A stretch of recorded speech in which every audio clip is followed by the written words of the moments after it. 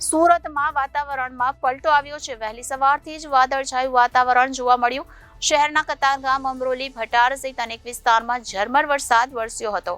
આકરી ગરમી બાદ વરસાદી માહોલ થતા ગરમીથી સુરતીઓને રાહત મળી હતી। સુરત જિલ્લામાં ખેડૂતની ચિંતામાં વધારો થયો છે। કમોસમી વરસાદના કારણે ખેડૂતોને નુકસાન જવાની ભીતિ સેવાઈ રહી છે। આજે વહેલી સવારથી જ તેજ ગતિએ ફૂંકાતા ઠંડા પવનો વચ્ચે આકાશમાં ઘનઘોર કાળા વાદળો છવાવા સાથે અમી છાંટણા વરસ્યા હતા। ધૂળની ડમરી ઉડવા સાથે થોડા સમય માટે વાદળોમાં સંતાયેલ સૂર્ય બહાર નીકળતા તડકો રહ્યા બાદ દિવસભર વરસાદી માહોલ છવાયેલો રહ્યો હતો। થોડો સમય તડકો બાદ દિવસભર સમયાંતરે અમી છાંટણા અને ઠંડા પવનને પગલે એક સાથે લોકોએ ઠંડી, ગરમી અને વરસાદની ત્રેવડી મોસમનો અનુભવ કર્યો હતો। હાલ કાળઝાળ ગરમી પડી રહી છે અને આ ગરમીમાં કોઈ પોતાના ઘરની બહાર નીકળતું નથી।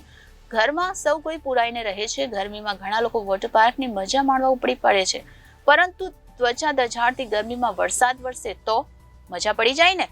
આકાશમાંથી વરસતા ગનગોળા વચ્ચે રાજ્યમાં કમોસમી વરસાદની આગાહી કરાઈ હતી, ત્યારે આજે વરસાદ વરસ્યો હતો।